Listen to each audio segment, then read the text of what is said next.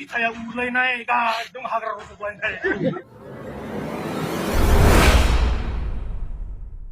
साहा दखान होनाय सबजि फानना जानाय बिथांमोननो हरनायबा मा जागौमोन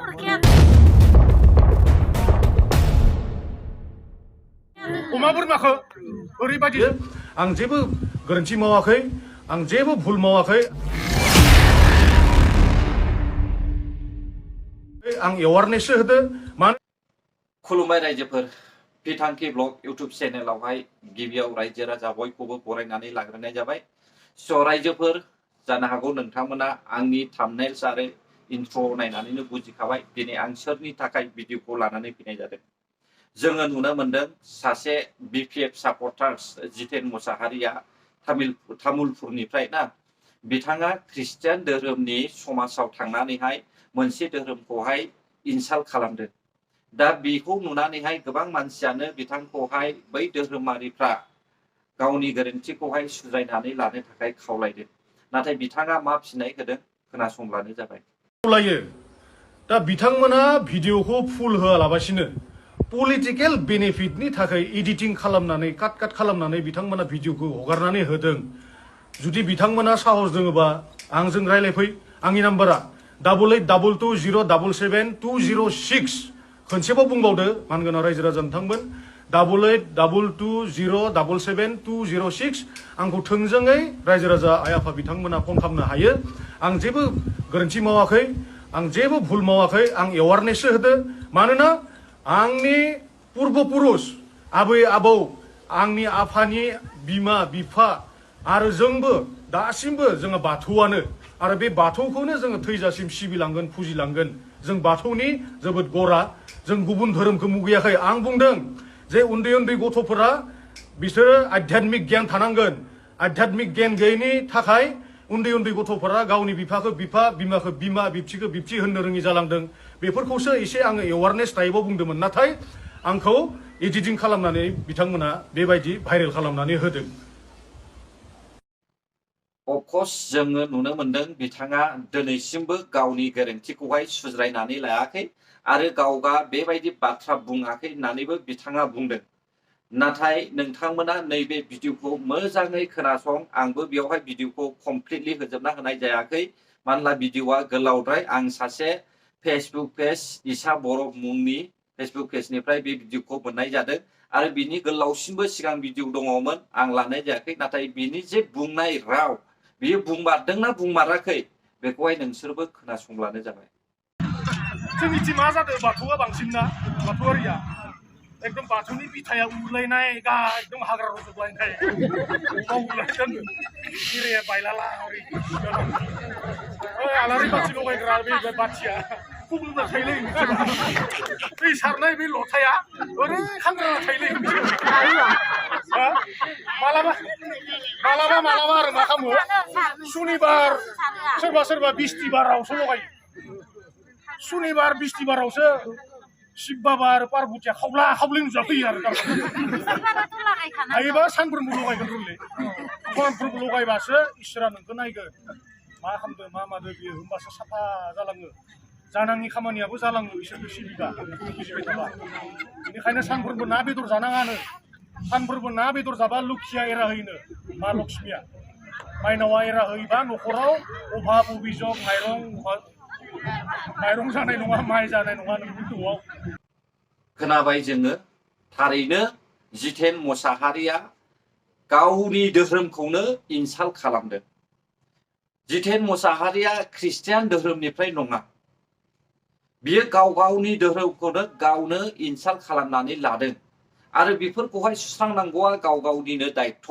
ना दा बे बाथ्राखौ लानानैनो बिश्वनाथ जिल्लानिफ्राय सासे धोरोम आफादगिरिया मा बुंदों खोनासं बर'निनो जोंनि आंगोनिनो बर' बिमानिनो फिसाफोर दा बिथांमोना गुबुन धोरोमखौ लानानै जोंनि बाथौ धोरोमनि माखासे खैसार बाथ्राफोरखौ एसे बुंनायखौ जोङो मुगैथावना बायदि मोनदों आरो बे बाथ्राखौ जाहाथे बुंनायनिफ्राय जानगाराव थानो थाखाय जोङो मेसेज होनो लुबैदों मुंखौ बुंनो थाङोब्ला जे सोनाबनि जे जोंनि बिदा फंबाय जानाय जे बर' ख्रिस्टियान बिथांमोना माखासे फोसावदों जे बे फोसावनाया जाहैबाय जे बाथौखौ माने ओरैहाय खांग्रांनाय खुग्लुबनाय खोथाफोरखौ बुंदों आरो बेरा बायनाय बिनायफोरखौ खोन्थादों आरो बुंबावदों जे सुनिबार मंगलबाराव पार्बती आरो शिबा माने फैयो माने सुनिबार आरो बिस्थिबारावहाय आरज गाबनाय बा बाथौ खुलुमनाय बे बाथ्राया माने शिब आरो पार्बतीयासो फैनानै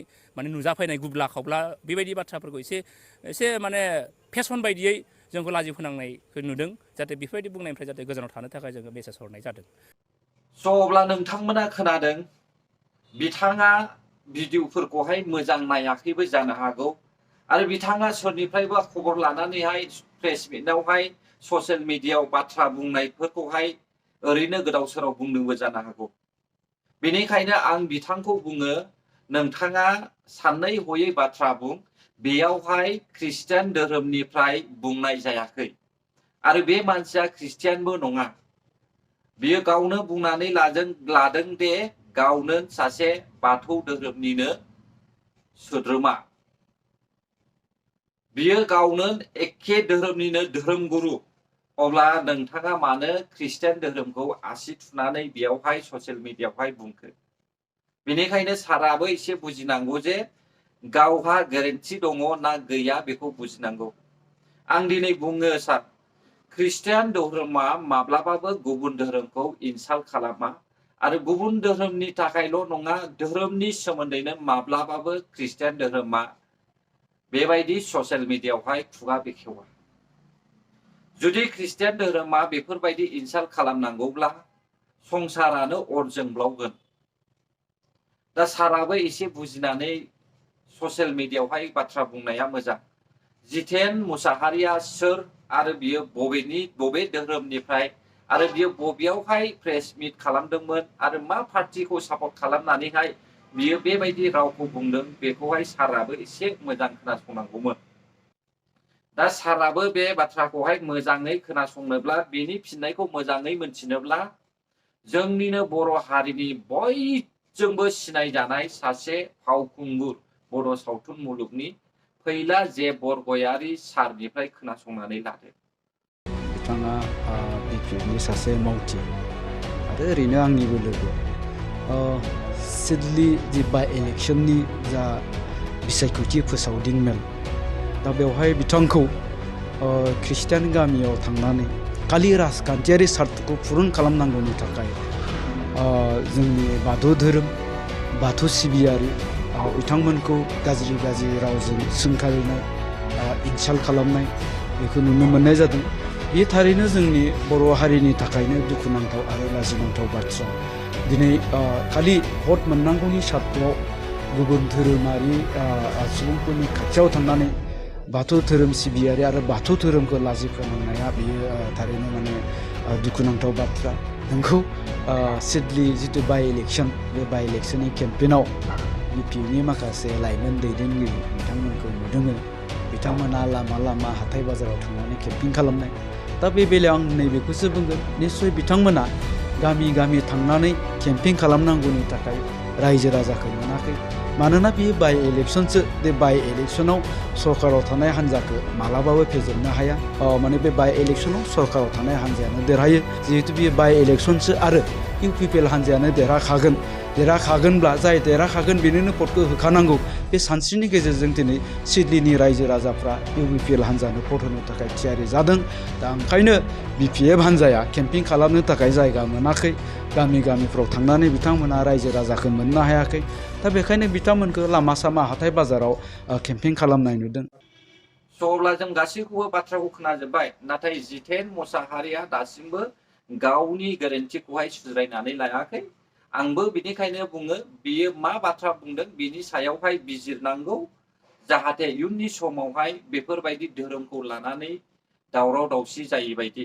पलिटिक्स खालामनो ओंखारदों, पलिटिक्सनि बाथ्रा मानो धोरोमखौहाय बेयावहाय सोसनफानांगौ? बेथ' मोजां नङाना, नंगौना नङा रायजो? नोंसोरसो मा सानो? आंनि मथेब्ला जितेन मुसाहारिया जि रावखौ बाहायदों बियो पलिटिक्सनि नङा। बेबायदि बुंनो नाङा रावखौहाय। बर'जों बर' दावराव दावसि सोमजियो। बेनिखायनो आंबो हामजायाखै बिथांनि बुंनाय रावखौहाय। पलिटिक्सनि बाथ्रा बुं, जेबो नङा, नाथाय धोरोमखौहाय दा सोसनदेर, माब्लाबाबो दा सोसन। दावराव जायो स' अब्ला रायजोफोर नोंथांमोना मा बुजिखो जुदि नोंथांमोना आंनि बुंनायखौहाय गोरोन्थि बुजिदोंब्ला आंखौनो निमाहा होनानै सुज्रायनानै लाब्लानो जाबाय आरो जुदि नोंथांमोना बे बाथ्राया नंगौ होननानै सानदोंब्ला हायोब्ला समाजनि गेजेरावहाय like share comment and subscribe खालामनानै लाब्लानो जाबाय जेन' आं हगारनाय भिडिअ'आ नोंथांनिसिम गिबियावनो सहैनाय बायदि गोजोन्थों बर' हारि जै जाथों जै बर' हारि